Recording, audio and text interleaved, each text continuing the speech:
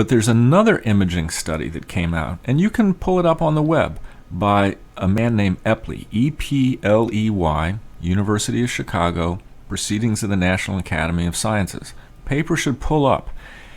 And what they did is the following. They were doing imaging studies, and when you talked about your attitude for something, let's say I'm talking about my attitude towards homosexual marriage. Okay? And now we look at what I think God's attitude towards homosexual marriage is, and we image that. And I think about what Hans' attitudes are about homosexual marriage. Well, a particular area of the brain lights up when we think about my attitude.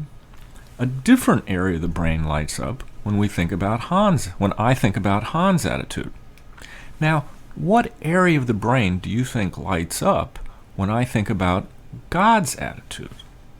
Well, I would assume that it would be the same area when I'm thinking about what Hans' attitude is, because it has to do with another being, another person, so to speak. That's what I would assume. But what Epley and his group showed, that it's your own area of the brain. So when I think about my attitude, a certain area lights up. When I think about God's attitude, the same area lights up.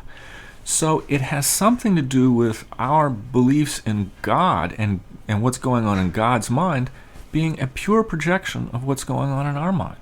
And I think that is one of the things that probably creates the resistance that you were alluding to in your question. So they have literally found evidence for and experimentally tested the adage that we make God in our own image. And God has our thoughts.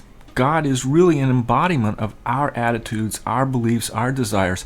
And the extraordinary thing about Epley's work is that when they then manipulated the belief of the individual subject, it shifted God's attitudes in the same way.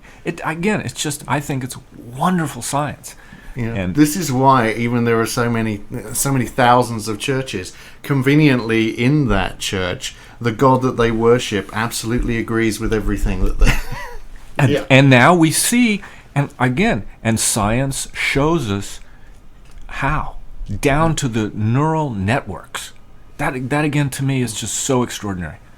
And to me, obviously I'm biased, that study should have been front page New York Times.